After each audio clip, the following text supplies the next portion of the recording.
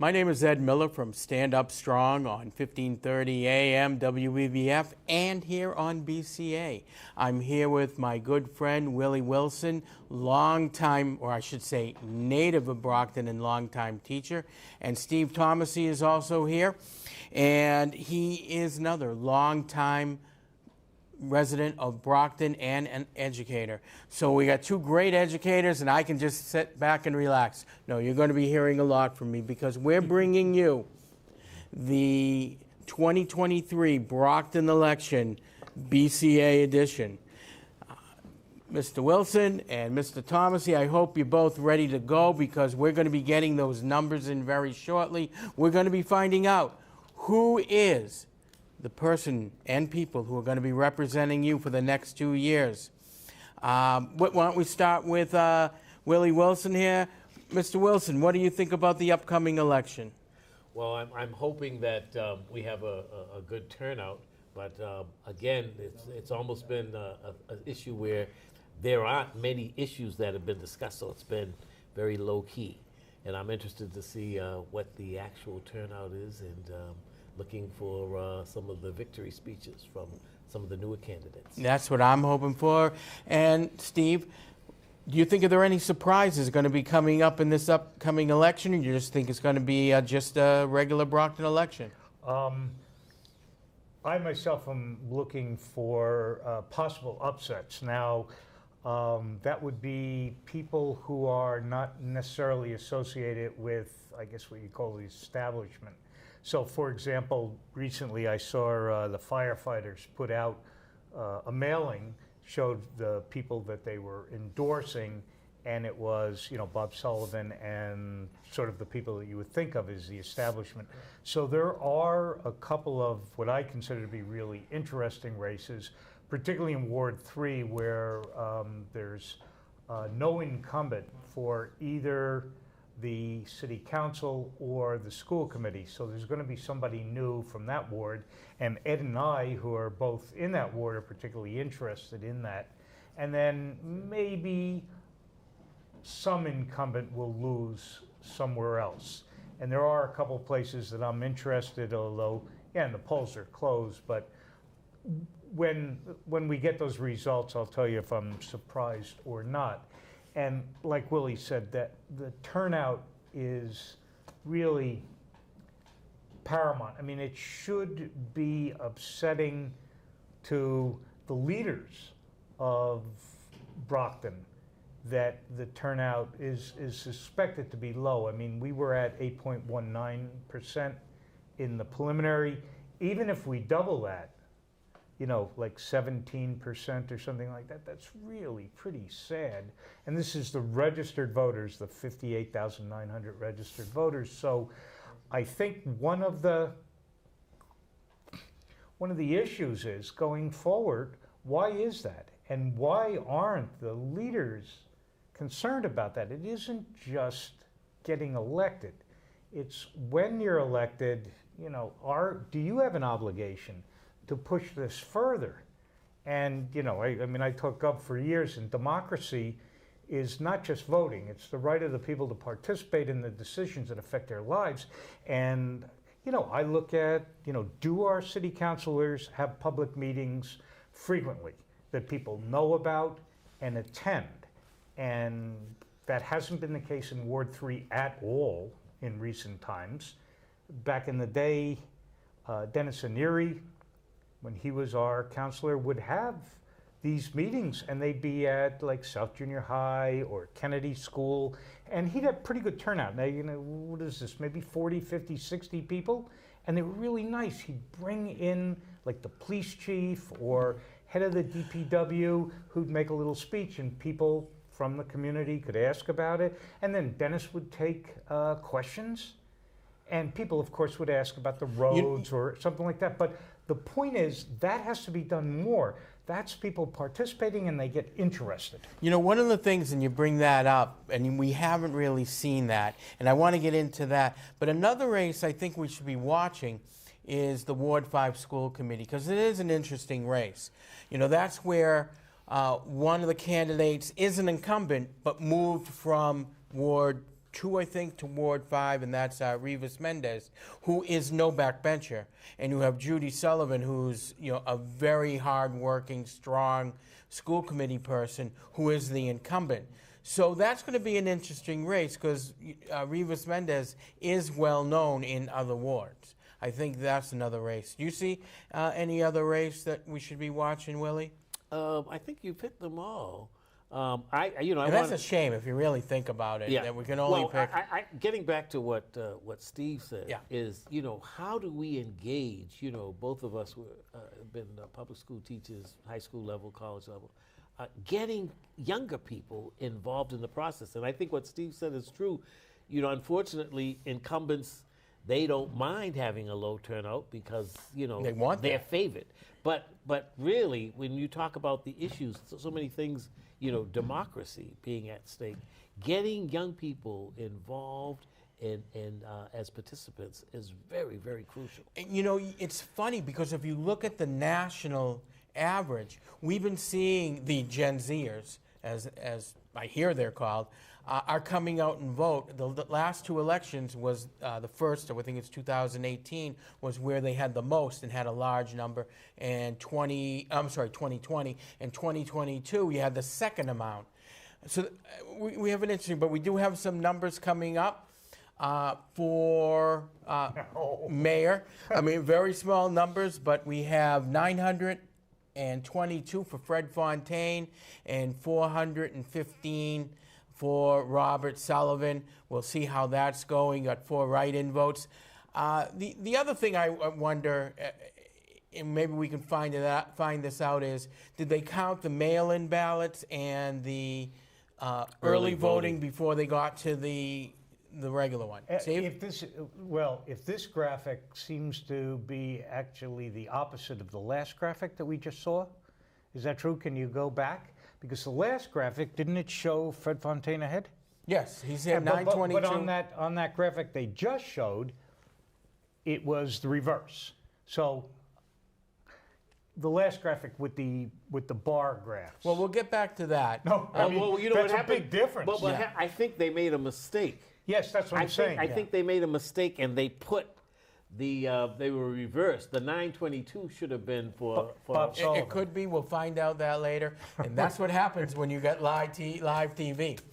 But as with the votes, are going to see that. I think it's going to be a quick count because, as Steve said, even if they double the amount of votes, you're going to get 16% out of 60,000 people. And people who've watched these shows and listened to me on the air, that pisses me off because our city government is the ones you're going to run your day-to-day life. And Steve says it great. I hope you don't mind me stealing this line, but I'm always going to give you credit. You're never going to meet the President of the United States. You may meet your U.S. Senator once, twice, 3 times, but it's your city elections. And who you elect run the day-to-day life, and people just don't come out and vote. Now, I'm with 2 educators, and you work with the students and you work with adults. But let's start with you, Steve. Why do you think we get such low turnouts in not just the city? I mean, we'll have a Yahoo if we get 60% in the presidential race. Well, we did actually last time. Yeah, but we why got do you think 64% in the 2020 election of and that was a Brockton big voters. one. But why do you think in Brockton? And I don't think it's just Brockton. I think it's a lot of cities. Why do you think we're low turnout? I mean, the numbers are stunning. I love these granular details, but 2 years ago, so the last time we had a mayor's race in city council, in Ward 2, the person won with 670 votes in Ward 2.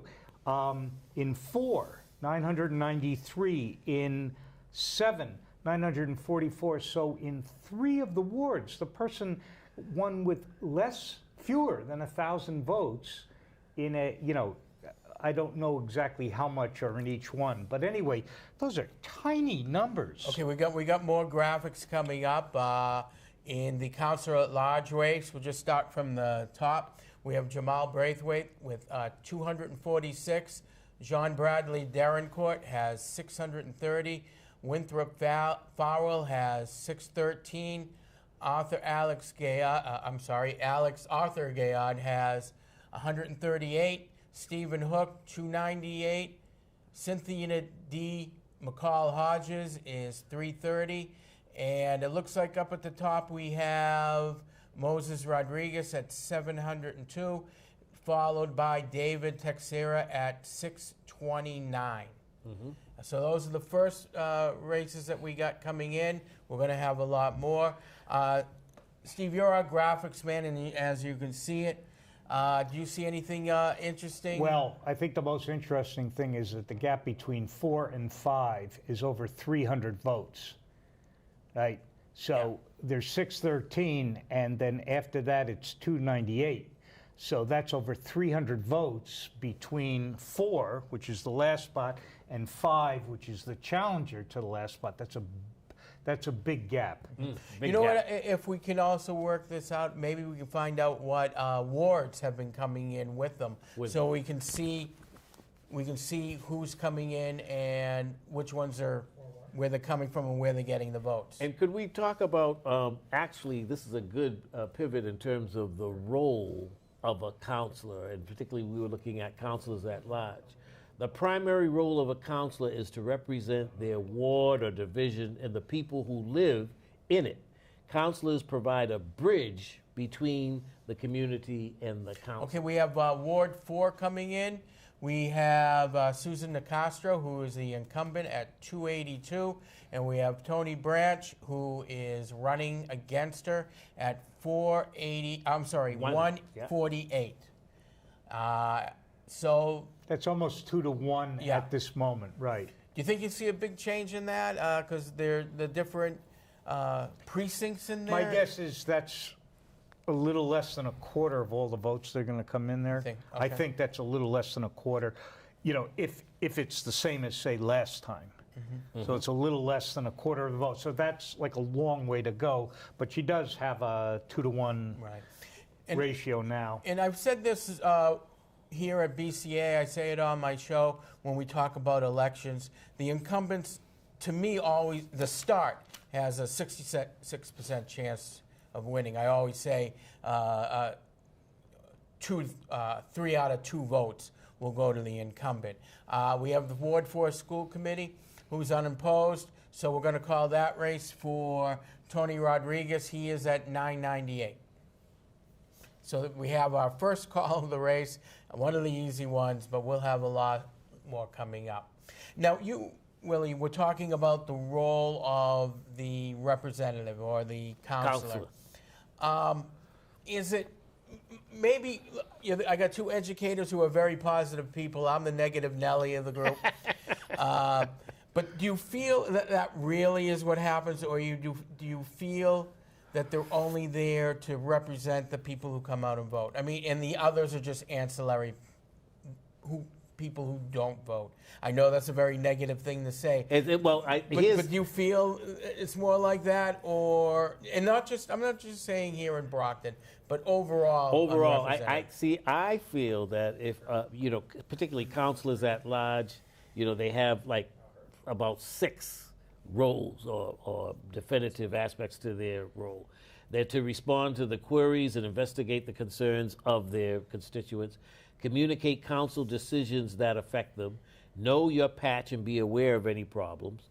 They also are to know and work with representatives of local organizations, interest groups, and businesses, and they're to represent their views to council meetings. And to answer your question, I really think, we got some news. Now we have mayor race. We have Fred Fontaine, who's at 1,392, and we have Robert Sullivan, the incumbent, at 1,036. So it seems like we're going to be watching that vote, and it seems like Fred Fontaine. Again.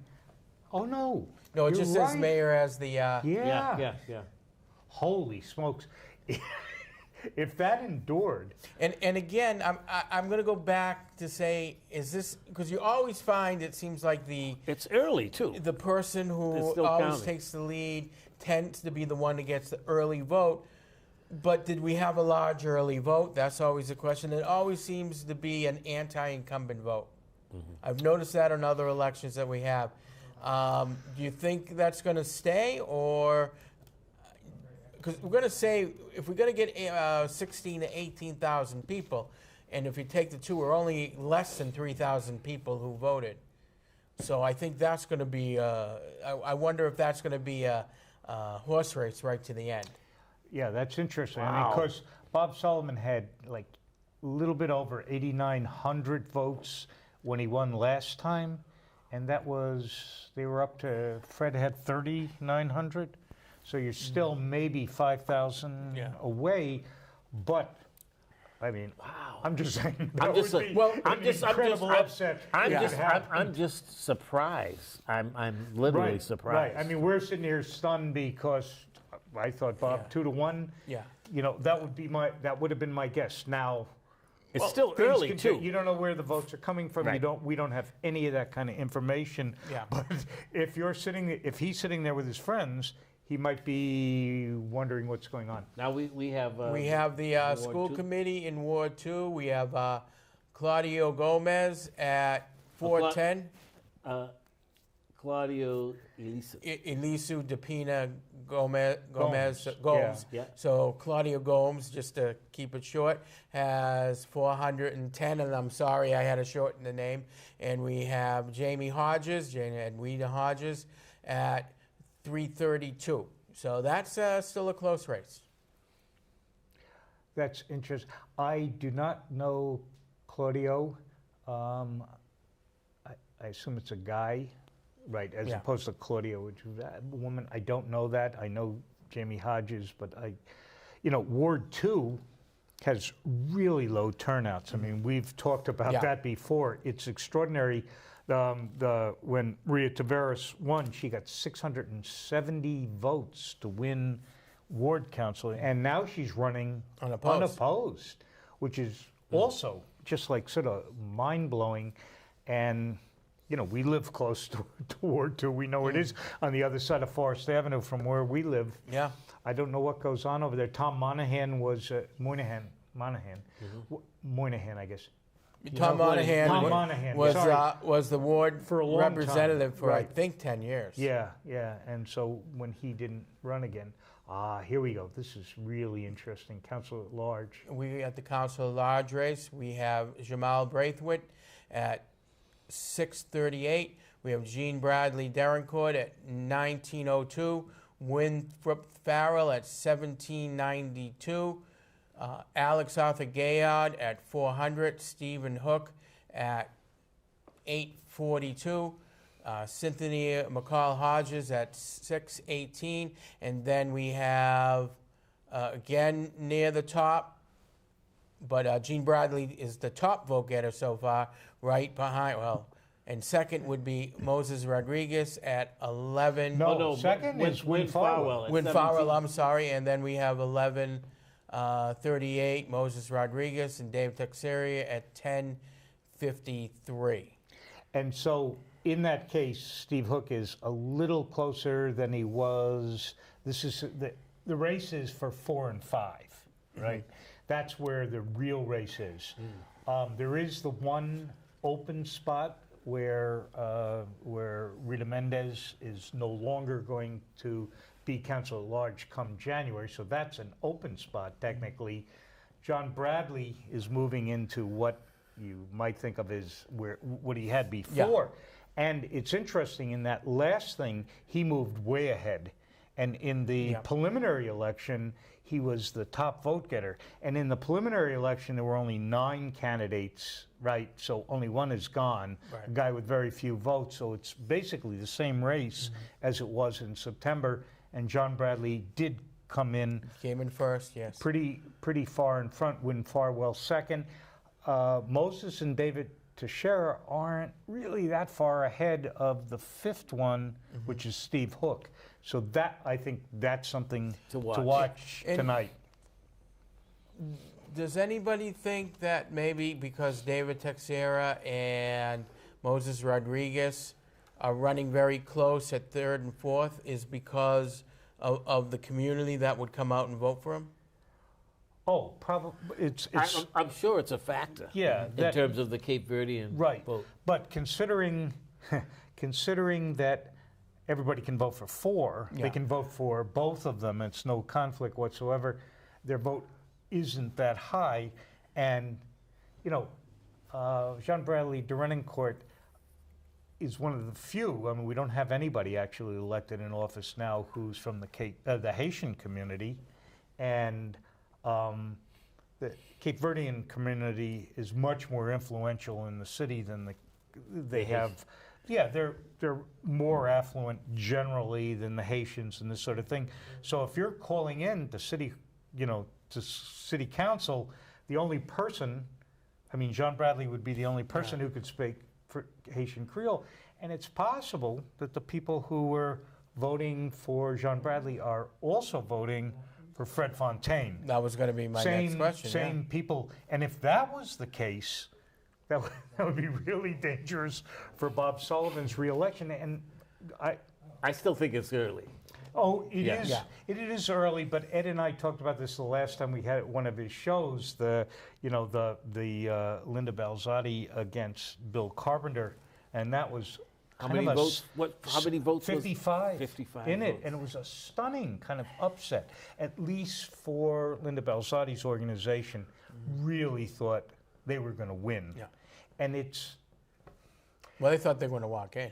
yeah, and it's pretty much the essentially, I mean, it depends on, maybe people would be offended, but essentially the same establishment as Bob Sullivan's establishment. It's not any kind of insurgent campaign. Right. And Fred Fontaine's insurgent campaign, and he went out and changed the narrative by getting Haitian and Cape Verdean people to come out to vote in greater numbers than they had before and to vote for him. And if you listen, like John Bradley, if you talk to him, he'll said he really liked Bill Carpenter. Bill Carpenter brought him in to Okay, this we have group. we have more figures up for Mayor Fred Fontaine at 3,229 and Robert Sullivan at 1,739. Wow. So we have a very interesting race for mayor. This is really. I'm telling you. Well, I'll tell you, this would make it interesting for us tonight, you know, to sit here until the end, because that's a race that's going to go to the end. Yeah. Yeah. Right? Oh, yeah. There's no like gap opening up there, you know, that you're going to do it. The other thing, continue with the Bill Carpenter thing. Not a person that I ever liked, but he changed the narrative, and you have to give him credit for that. Oh, yeah, yeah. But I thought, before I did the research this week, I thought that the numbers of voters in that election were going to be really, really high. But in fact, they weren't that big. It was about 24%, which would be good for this election. But I thought it was going to, when I went back and did the research, I thought maybe 30% of the voters came out in that. Okay, we're going to take a little break right we're now. taking a break, One point I just want to bring up is between Fred Fontaine and Mayor Sullivan, a little over 5,000 votes have been counted. So I'm hoping that we get the 18,000 that we were talking about. It looks like it's going to be a big horse race. But we're going to be back right after this, bring you more updates and more political discussion here on Brockton Community Access. Thank you. Wow. This is fun then.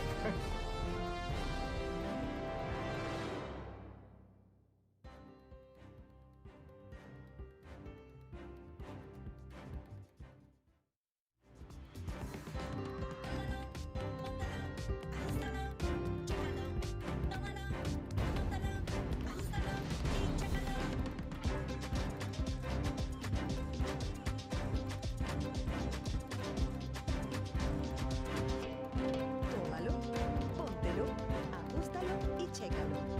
La presión arterial alta afecta silenciosamente a millones de personas. Mantener tu presión arterial bajo control es muy sencillo, con estos 4 pasitos fáciles de memorizar. Hay que tomar las riendas de tu salud y todo comienza monitoreándote.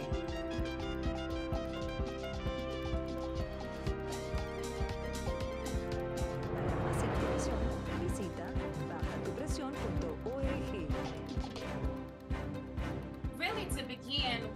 led me to get vaccinated was, because I'll be honest, I was that person that's on the fence, and I'll also be honest, sometimes I still have my questions, but I still go to my grandfather. I don't want to go through what I've gone through before. I lost my grandmother to COVID, and I miss her so much, so I often wonder, like, if the vaccine was here during that time, could I have had some more days with her? If God is providing ways, and the word talks about him providing physicians that do these studies for us so that we are well as a community. I was like, okay, well, let me go ahead and get into it. And of course I asked my questions. I'm a newlywed. I want to be pregnant eventually. So I asked about that. I asked my cousin, she's a doctor. I also asked a nurse and a couple other doctors who have had the opportunity, because I just had to get all of my questions answered.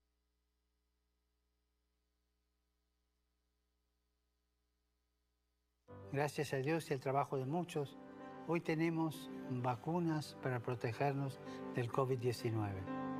Ellas traen esperanza para acabar la pandemia, pero solo si están disponibles para todos y si colaboramos unos con otros. La terrible pandemia del coronavirus ha causado enfermedad, muerte y sufrimiento al mundo entero. Que Dios nos conceda la gracia de afrontarla con la fuerza de la fe, asegurando que las vacunas estén disponibles para todos, para que todos podamos vacunarnos. A medida que preparamos un futuro mejor como comunidad global interconectada, queremos brindar esperanza a todos sin exclusión. Del norte al sur de América, apoyamos our little show. You're listening to the elections on BCA. I have to apologize to the Sullivan campaigns and the Fontaine campaigns. Our graphic artist person turned the numbers around a little. So as we were announcing, so we're going to give you the numbers now, corrected. Robert Sullivan is leading, 4,335 votes. To Fred Fontaine at 2,212 votes. And we do apologize for the mistake. As I said, this is what happens when you're on live TV. But we forgave the person who made all the mistakes, and we're not going to chase him around with spoons. But those things happen. You have the correct numbers now. I don't think we're going to see any big changes. I think that's what we were talking about before when we started seeing the numbers, but you never know what's going to happen. But going back to the point of what a counselor should do, you were reading off, what are some of the other issues that counselors should be working on? And do you feel that they're working on those issues in general, or do you feel like the Brockton counselors aren't doing the best they can, taking the fact that it's still part-time people? Right. And now, and you mentioned that before, and I think, an ideal counselor, like some of those duties that I had mentioned before, after they've won, they should do those things. In other words, if I was a counselor at large or a counselor for a ward, I'd be interested in terms of some of the my constituents who didn't vote for me, why didn't you vote? In other words, to engage the public from your division. If you're a counselor at large, it's the whole city. If you're a ward, from your ward, to get them involved. And when I look at those 6 specific things in terms of what a counselor does, and I noticed, Susan DeCastro, she's one of the. If I look at a list, you could tick them off, in terms of engaging, having meetings with the community. You talked about Moynihan and Dennis Aineri earlier. You have to engage the community, and I think it just behooves and it makes for a better citizenry. But do you feel that the counselors from 1 through 7, you mentioned Nicastro and 4, do you feel the other ones, are they engaging their I people, feel they can do more. No, okay. I don't feel. In my opinion. And Steve, you also Well, follow. Do you feel they're engaging? I know you have an issue that they don't have a lot of meetings or any meetings. The only reason I'm going to push back on it, because I used to go to those meetings, with Dennis Aineri, and I do remember the big ones, but I remember at the end, I don't know if people were getting apathetic, and I've gone to others because, one, I'm involved in politics and I consider them my friends. And I would find you lucky to get 10 or 15 people to show up at a ward meeting. Do you think it's worth their time to have these meetings if no one shows up? Yeah, well, toward the end, it seemed like Dennis was having some difficulties that I'm not quite certain, so maybe enthusiasm for him was waning. I'm talking about the heyday when he was really doing this. I mean, he used to, I'd call him and he would answer the call, like if he wanted, there was that big project that was supposed to go up south of West Chestnut, and he was on that all the time, and he would, I'm going to bring the negative Nelly out of me. Yeah. Something you said is like the project that was supposed to go up.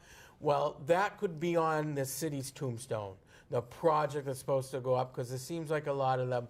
I know I'm the negative one here, but I think we have to agree that it seems like it takes a lot longer for projects to go or even start than other communities. Am I wrong on that? No, I'm just giving you an example of something that I wanted to talk to him about. Was that the power plant? No. There was going to be a project that was going to be mostly in West Bridgewater, but Brockton was going to have to provide all the roads. Right.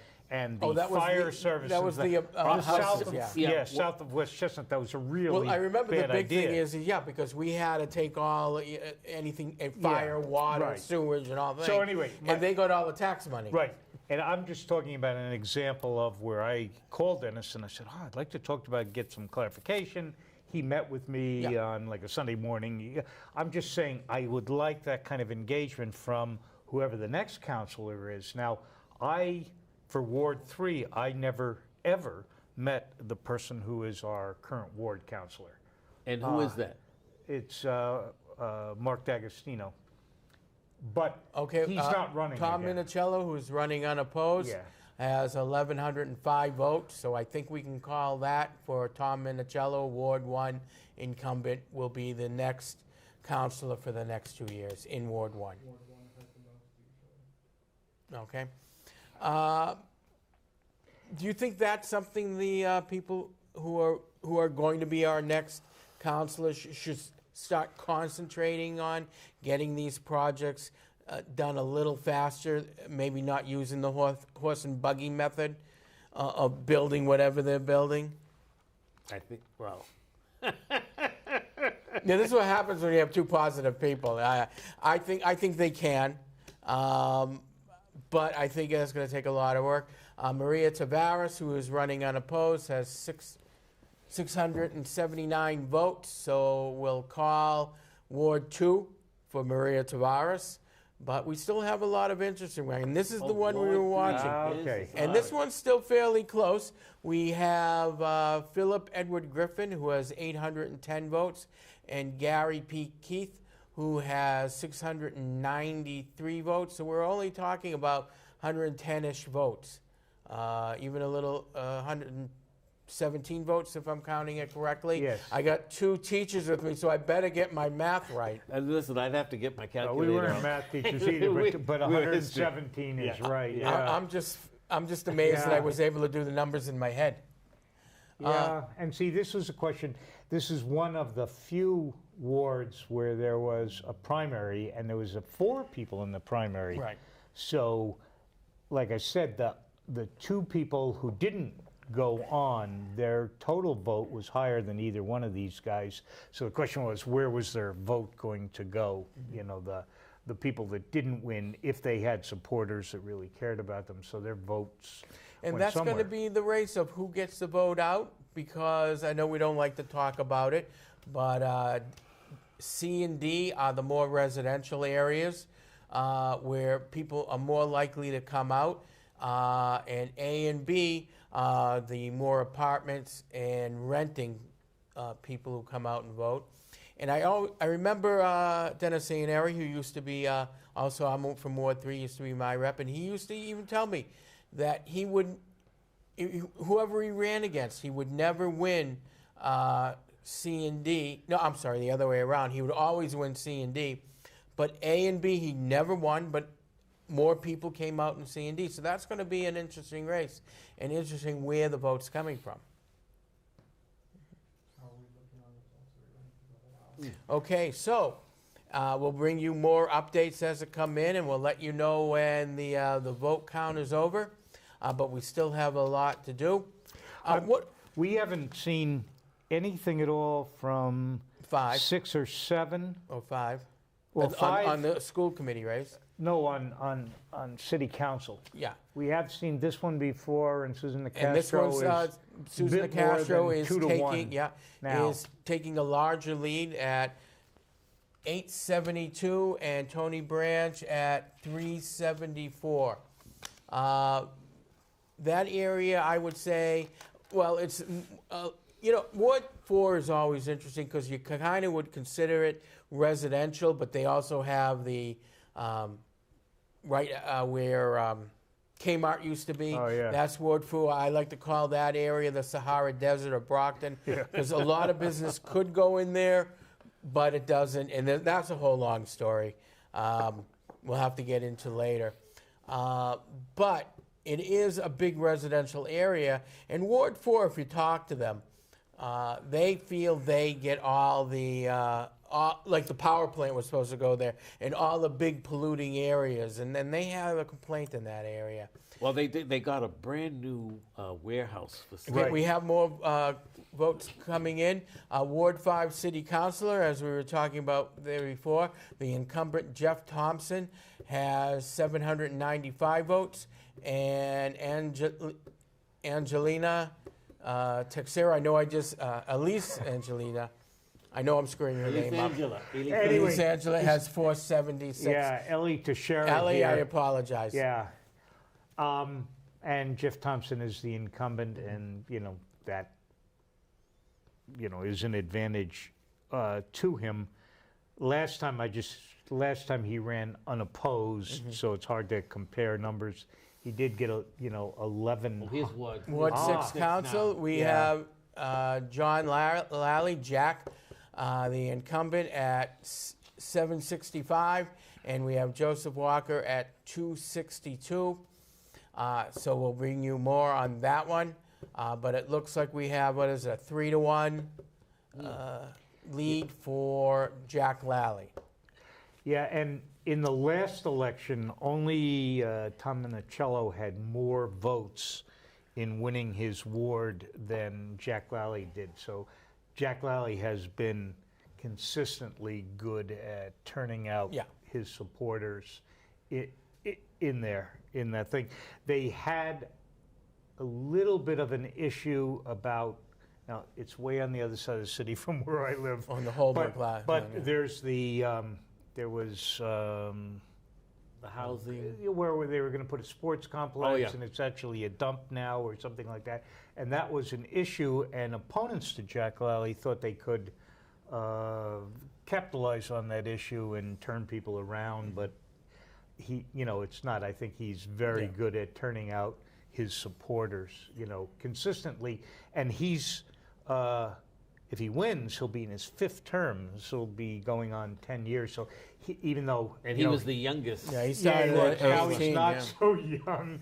But, he's been around a long time, and you build up a reputation. And if it's good, people will keep voting for you, I'm still embarrassed about being excited about having a really exciting mayor's race. It may not be, but I was very suspicious of those numbers. Yeah, you were the first one to say something. From the beginning. Yeah. You got all animated. Yeah, well. and if you look at the primary, I think Mayor Sullivan won from Fred Fontaine on 4-1. And even if you add the other 2 votes that people got, you wouldn't have enough votes. So that's going to be the... right, that's why it was such a stunner, and we were trying to come up with reasons why that might be happening. But it's all now we don't have to do that again. So we do, if anybody's watching this, we apologize for that. But we're just fans. Yeah. It's like maybe if you hear the Patriots are ahead at halftime, 30-12, and you're thinking that's great, but then you see the real score, which is 12-30. But I think one thing our viewers need to know is that the 3 of us are all gung ho for Brockton. I mean, we want a better Brockton. Yeah, and then that's why I don't want to say I enjoy being the negative Nelly, but sometimes you have to say, sometimes you have to see the tree before to see the whole forest. Yeah, yeah. And that's a big issue.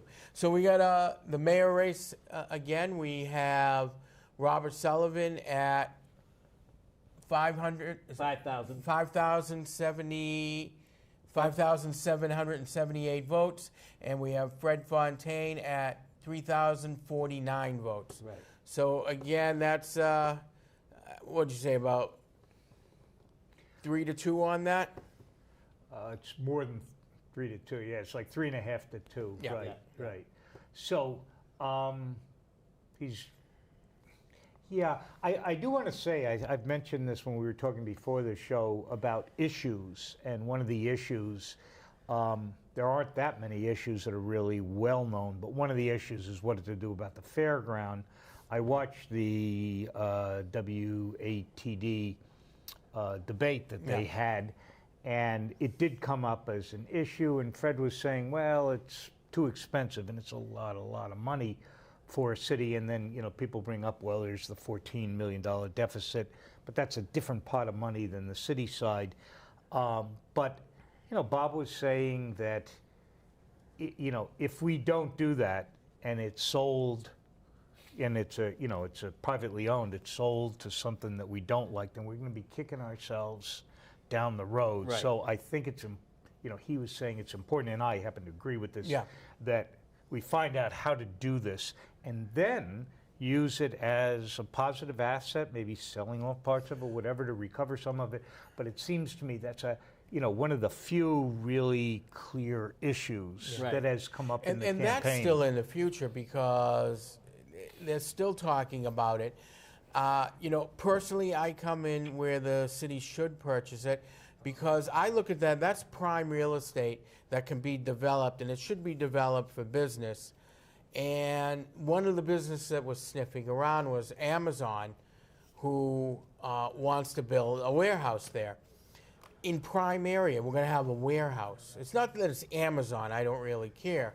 It's, well, let's use it that we can bring in people from other communities into a shopping center, some type of nouveau shopping center, cinema, whatever they want to put there. But let's, you know, make it so it's being used. A warehouse or, you know, storage is not a useful thing to do in an area that's prime location. Yeah. Right, and Mayor Sullivan was saying on this show that Belmont Street now has become, you know, this Main Street, but Belmont Street is like the main road, east-west in the city, and that's there. And if it turns into something good, it's a tremendous asset. And to let it go and then look back later and kick yourself. Well, that's why I agree with him. We're back to Ward, Ward 1. Yep, now Marlon Green, I thought he was running in so did Ward 2. It didn't show him last time. But he has 406 votes. Tom Minicello is at 1,105 votes. So that's over a 2-to-1. That's about 2.5 to 1. And I think that's what you're going to see on that race. Marlon Green, a pastor and a very smart man in the city. It's, again, trying to get the word out and trying to get people interested in voting in the city election. Plus, it's also Ward 1, which is a more affluent area of the Tom city. Minicello was on the school committee for many years, and now he's the city councilor, and his name recognition is really high. All right, we're going to have to take a quick break right now. We're going to be back in a few minutes bringing you more updates in the votes.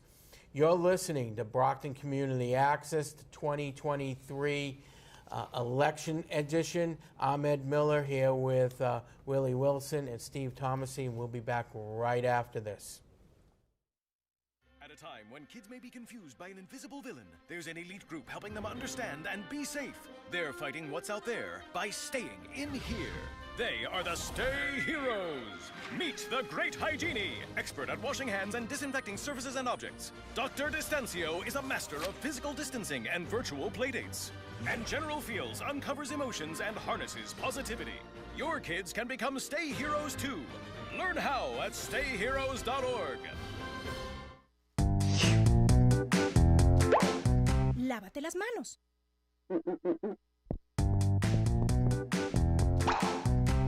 Lávate las manos. Lávate las manos.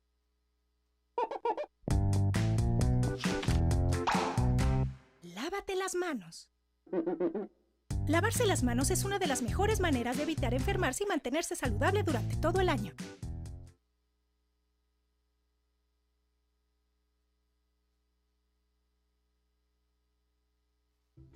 Nobody likes an awkward silence, but you can actually use it for something good. You haven't really been yourself lately. Are you okay? Find out how you can help a friend with their mental health at seizetheawkward.org. I am what hunger looks like in America. I am an 8-year-old girl who's not excited for the last day of school. Because this may be the last time I'll have lunch. Till September. I am a single father of 2 who works 3 part-time jobs. And that's still not enough to put food on the table. I am a 16-year-old boy who just got my first job to help feed my little sisters. I was created by artificial intelligence from faces of the 1 in 8 Americans who struggle with hunger. People you pass by every day but never knew they were hungry.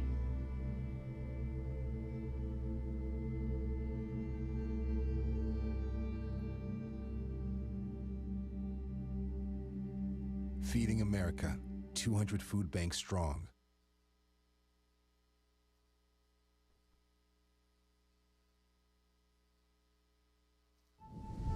Después de 15 años fumando, Eva Marie lo dejó. Existe una nueva prueba de detección del cáncer de pulmón que podría salvarle la vida.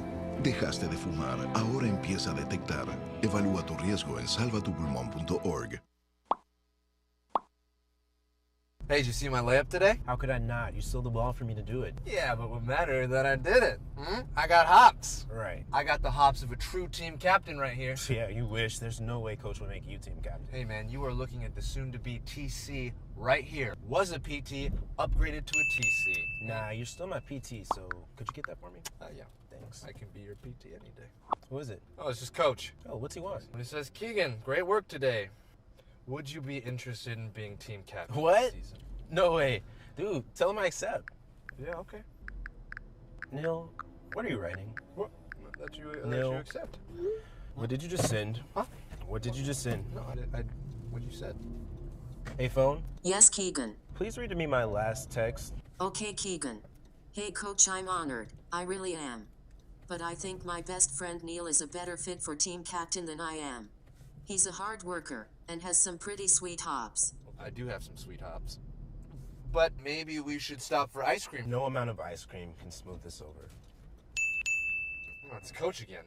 Now he's just sending a bunch of laughing emojis. This isn't a joke, Coach! It's okay, Neil. I still love you.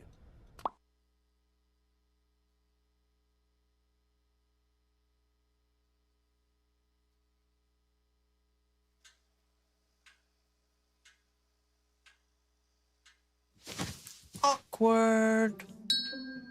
Do I look familiar? I should. You might remember me from here. Here.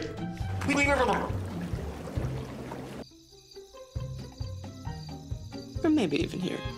But an awkward silence can be a great thing. It can actually be a perfect moment to reach out to a friend and ask if they're okay if they seem down. It doesn't matter how you say it. You all right? Everything's okay? All G? You all right, girl? You cool? You bugging dog. Just show you're there for them. Go on, Kelly. Seize the awkward.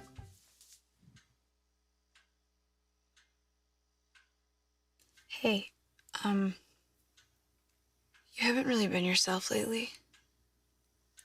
Are you okay? Find out how you can help a friend with their mental health at seizetheawkward.org. How to know if you should. Well, welcome back. You're listening to Brockton Community Access, the 2023 election edition. We're going to be bringing you the final numbers. They're all in. So we're going to find out who are going to be our representatives for the next 2 years. I'm going to ask you, as they're going to be bringing them up soon, Steve, Do you think anything is interesting? We have the mayoral race. Final numbers would be Robert Sullivan is declared the winner at 6,121 votes. Fred Fontaine, 3,182 votes. That's just about a 2-to-1 margin. Do you find anything interesting on that, or is this what we were expecting? The last election, the total votes of Bob Sullivan and Tina Cardoza were more than this. So that indicates to me that the turnout is going to be less than 2 years ago, which was 19.71. Yeah. So I think we're going to be less than that. Not a surprise based on the preliminary, but that indicates, you know, people vote for the mayor, they've heard of the mayor. Right. Right. And so that, we'll see total Well, numbers. that was, I was going to say, that was expected. Okay. And, Right. Yeah. But the numbers were lower. Lower. He And we got have the city council race. 8,300 last time. We have the councilor at large race, so we can find out who the next four. And it looks like Moses Rodriguez at 4,786 votes. Looks like the top vote getter. We have Jean Bradley Derencourt at 4,658 votes. There's a second. Yeah, we have very close. We have one, it looks like one vote separating the third and fourth race, David Texera, and at 4,459 votes. And Wynn Farrell comes in fourth with 4,458 votes. So those are the four you're going to have, and we maybe go over the other numbers a little later. But those are your four councilor at large. And, you know, it was interesting, only one, I think it was one woman who ran who didn't make it in, but it was, seems like it was a male-dominated race. Right, and she was making that presentation that you know, one of the women, I mean, one of the councilors at large should be a woman. She was making that as part of the thing. But this is not surprise. Since John Bradley was in before, he's in essence an incumbent, and all the incumbents won. The interesting thing was that the gap between 4 and 5 was huge, a couple thousand votes. Yeah. So it wasn't close. Okay, so the final vote is Tom Minicello at 1,105 votes, Marlon Green at 406 votes. So well over a 2-to-1 race on that. Not another surprising vote. No, and again, let me just say, I think there's another indication that the percentage are going to be low, because Tom Minicello got 1,300 something votes 2 years ago. Right. Right. And I think he ran against Marlon 2 years ago. Just looking at the numbers, and especially looking at the mayoral race, I think we're going to have less than 2 years ago. Yeah. Yeah, right. And that was, what was that, 19%, 18%? No, 19.71. So what are you projecting in terms of the percentage? I don't know, it looks tonight? like 16% maybe. Yeah. That's what I was thinking, Yeah. Which means about 84% of the people who could vote decided not to vote because everything is going great in Brockton. Okay, that was an editorial comment. I started with this negative Nelly coming out. Yeah, that's how I started the show. You know, so don't be surprised that a few more of those are going to come out. But I will say that does anger me, because again, these are the people who are going to run your city. You know, one of the things is you hear people complain. So either it's that 15 or 16,000 people who are just the ones complaining, or people who are complaining but not going out and vote and doing anything about it, and only they can do anything about it. Except, let me just take an alternative I know, view I'm a here. very jaded there person. Isn't, you know, when I'm around, I don't hear actual complaints that often against the city. It's ubiquitous is the road complaints. And then people who have kids in schools, they have complaints which they make at public meetings at the high school and stuff. Other things, there's nothing really brewing.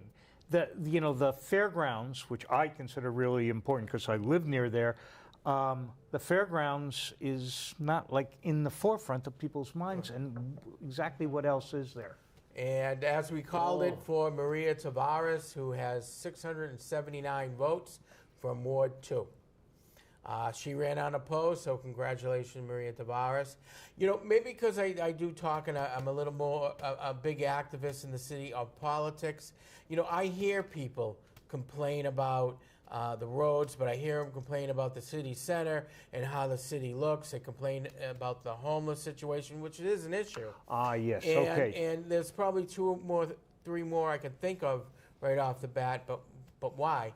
But you have the complaints, but then do we have the people who need to be the activists? And I'm using activists are the ones who are just kind of paying attention and going out and voting.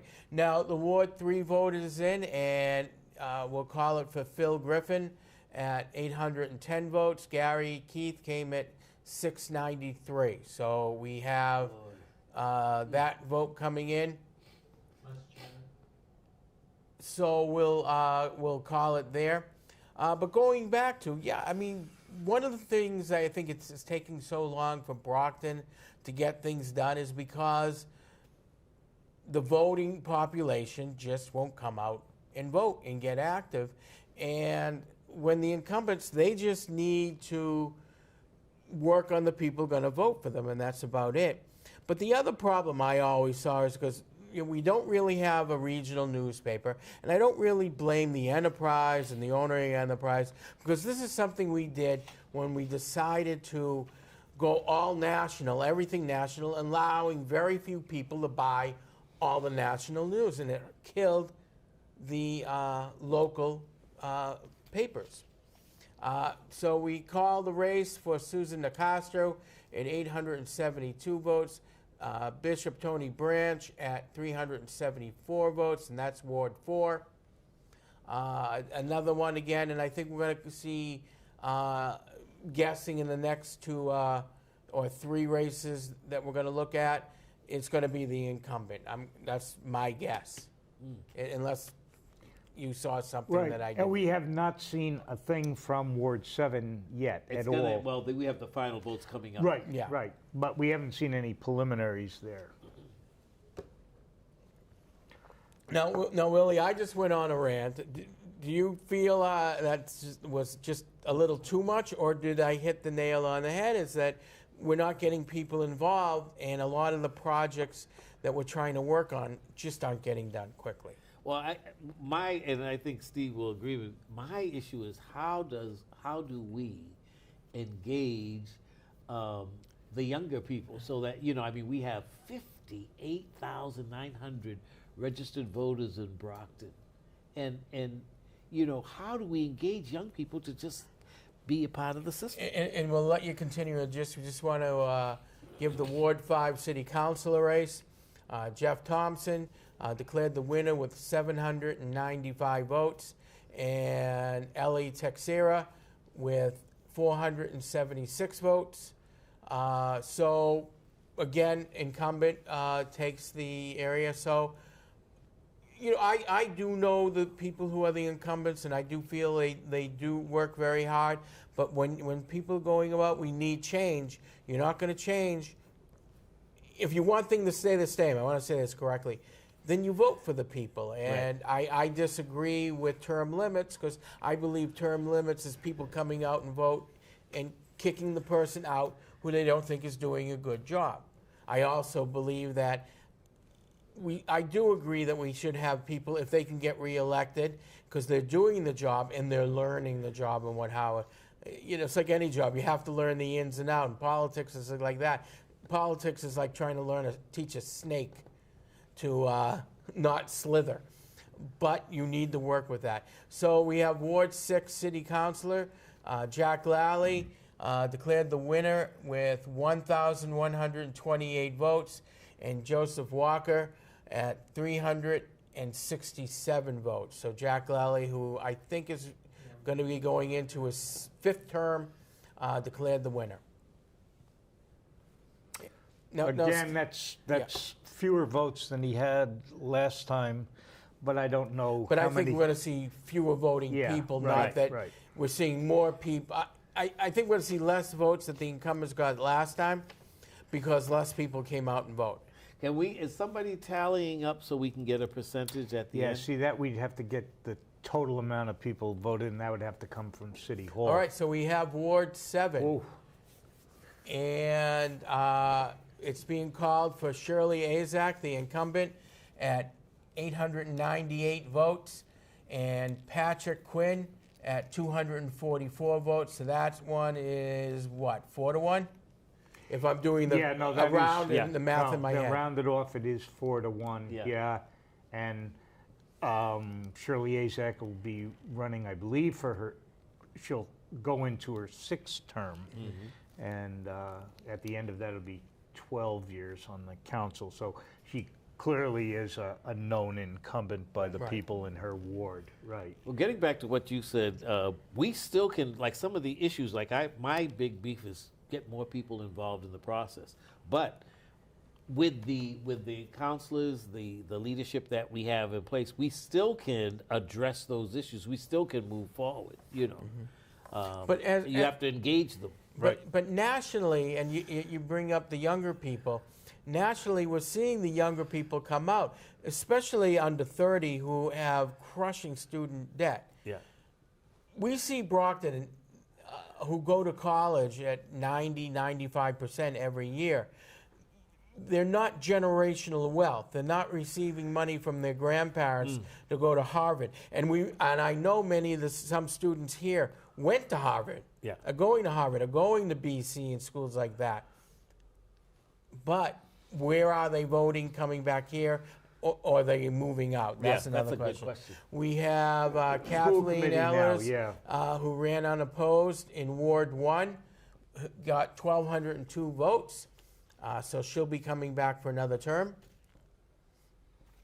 And I got 2 educators here, so while we're going to be announcing some of the school committee people, what are some of the issues that you feel that they're having, if you can keep it down to about an hour and a half, that we're seeing at the Brockton School? The most obvious thing is, and everybody wants to know, is about the where did the $14 million go? I'll be somewhere else and I'll say, oh, I work at the Brockton Public Schools, and say, and somebody in Bridgewater or something will say, when they hear that, they'll say, oh, where's the $14 million? It's like a joke now. And the audit process is kind of slowly evolving, and that'll take a while. So we're not going to have the answer to that for a while. Okay, Ward School Committee. We have Claudio Gomes at 410 votes, and Jamie Hodges at 332 votes. So we call it for Claudio Gomes. We wish him good luck. And now, was he a school committee member of Ward 2, or is he going to be a new one? He's completely new. Yes. Right. Yeah. That's the seat that Cynthia. That's Cynthia. Mendez Okay. Yes. moved. So we will have a new person. At least one on the school committee. Now, where did she go? And we'll see 2 in the city 5, council. I guess. We'll see that coming up. She's running against Judy Sullivan. Yeah, she moved from Ward 2 to Ward 5 and ran for school committee. And we're waiting for school committee numbers here. But you're also an educator, and you worked. We'll give these numbers. This is what we're waiting for. Is this the final? Yes, right? Oh, my. 3 votes. You and talk that was about very, your vote counts. Anna 3 Oliver votes. won by 3 votes. I'm going to guess that's going to be a recount. Yeah, I imagine. Oh, yeah. And she got, what was it, 350? And 347. Wow. Matt Stanton got 747. So a 3 vote, you're going to see a recount on that. We're going to see what happens on that vote. That's going to be a very interesting. No write-ins. That's interesting. Yeah. Wow. Well, I live in that ward. I should have written in someone's name, but I didn't.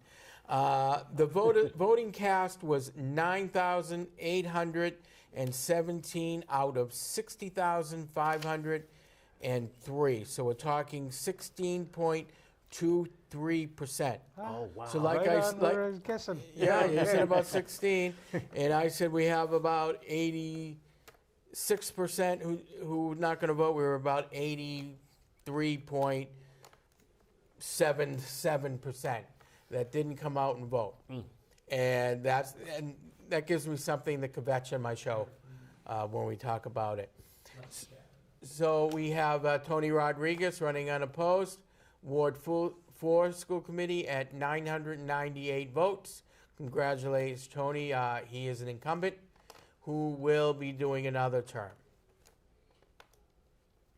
Now, going back to what are some of the problems as an educator? Now, I know you're doing something and you're not teaching at the high school anymore, but what are some of the problems you're seeing that has been arising for the last couple of years, Willie? Well, I mean, you know, our flagship school, of course, is Brockton High, and you have a situation there where teachers feel demoralized.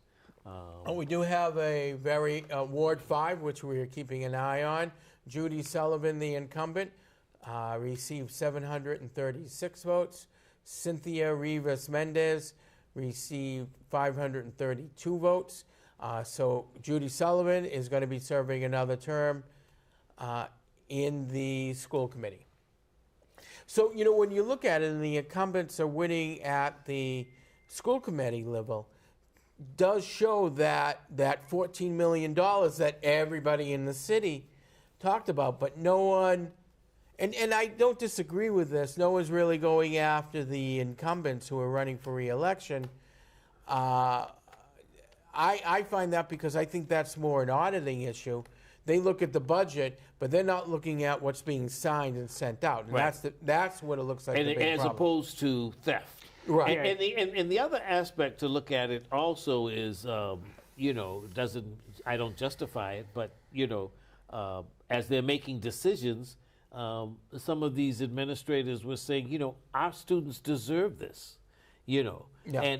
but they're, you know, we can't afford it, but they deserve it, and so they, you know, so I'm sure the audit will pull all things. Well, but one of the Joyce Azak Joyce is Azak. unopposed in Ward 6, right? So she wins. She's Congratulations. unopposed. Well, I thought Patrick Quinn was running. No, that was. Oh, this is school committee. Yeah, Timothy okay. Sullivan unopposed And he with wins. 800 votes Congratulations. even. Yeah. I don't know. That's Ward 7. Yeah, I don't know how long Tim has been on it.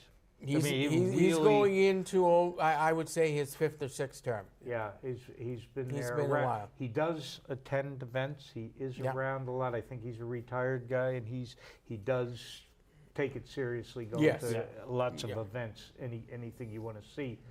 About this, you know, the school Well, budget. let me get back to, you know, so, Right. you know, in terms of teachers being, but the other thing is leadership, you know, in terms of behavior, setting a culture of achievement at the high school and supporting teachers. And so, I mean, it's a critical issue.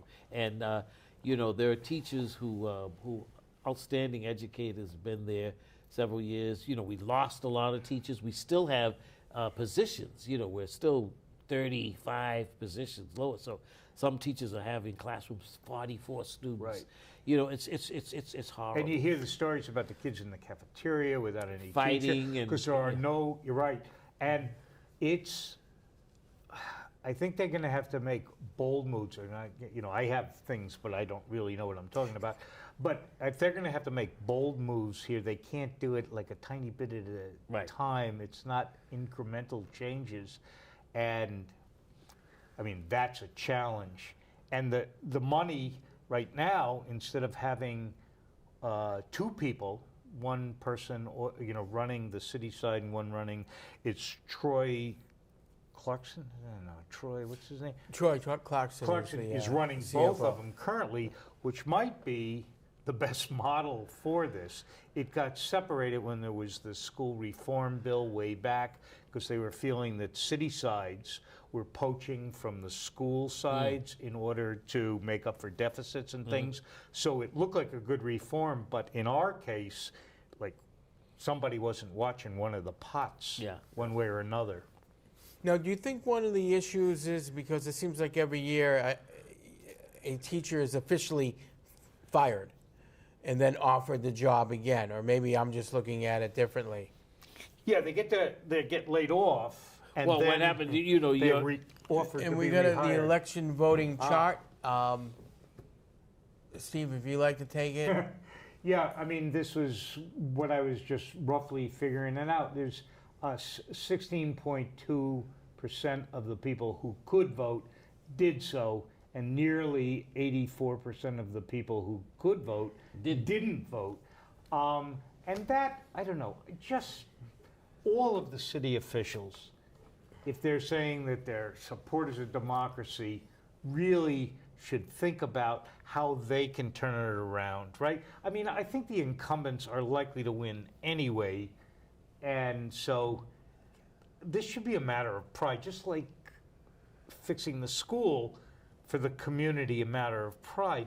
But the other thing is, most of the people talk to, you teach at the Adult Learning Center, I do, these people work all the time. I mean, those people are not necessarily voters, but there's a lot of people in the city that just like work all the time and 2 jobs, and they're running around getting their kids and stuff like this.